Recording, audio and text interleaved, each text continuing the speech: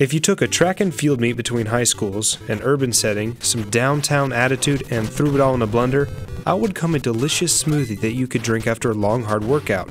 That smoothie is Crash and the Boys Street Challenge on the NES. And by delicious, I really mean that this smoothie has a pretty high learning curve in terms of controls, but overall it goes down smooth and is actually a pretty tasty smoothie. And now I really want to go get a smoothie.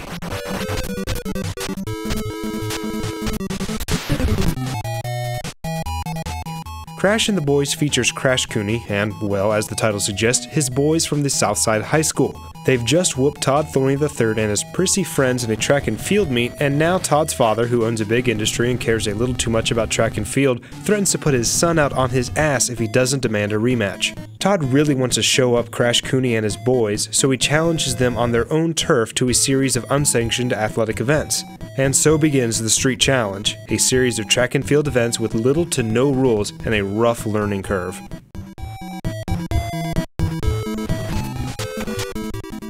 You have the option to practice events, which you'll want to do, trust me, or you could hop right into the game.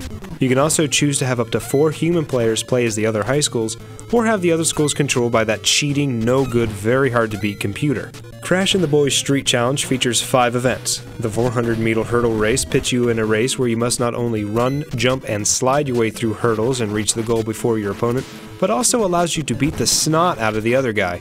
You can spin kick in the air, throw pieces of the hurdles you've broken at him, or buy tacks and oil slicks to slow him down. Now that's playing dirty, but there are no officials or rules in the Street Challenge.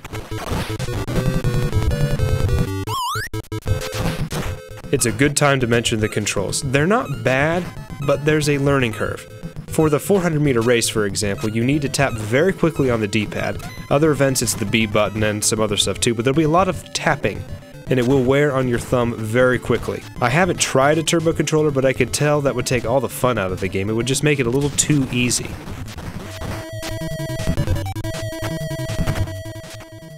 Other events include hammer golf, swimming, rooftop jumping, and a fighting scene on the mean streets of the South Side. I'm only kind of good at some of these events, as you can probably tell, and trust me, after playing through each one, your thumb starts to hurt from mashing the button so much. But it's awesome when you finally do beat that cheating jerk of a computer. It's very satisfying. There is a way to gain some advantages. Before each event, you have the option of picking a suitable contender from your school. Each one has different stats and their HP will always need watched. If in any event you lose your HP, you are out of that heat and must surrender.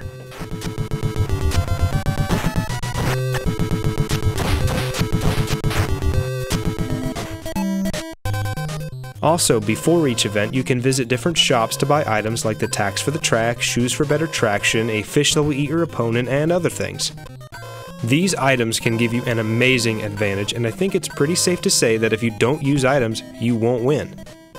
You buy items with medals you earn in other events and pick up during each event as well, which actually add up really quickly, allowing you to buy most of the items. Overall, Crash and the Boys Street Challenge is pretty fun, and it's honestly incredibly challenging and addicting to try to beat those rich snobs from the hill, and the urban spin on track events is pretty awesome. Crash and the Boys Street Challenge is available on the Wii Virtual Console, which is what I'm playing it on, and it's well worth every Wii point. So if you're looking for a thumb-blistering good time, then check out Crash and the Boys Street Challenge. It's awesome. It was brought to us by the same guys who made River City Ransom, which is what I'm going to go dig out a cartridge for now.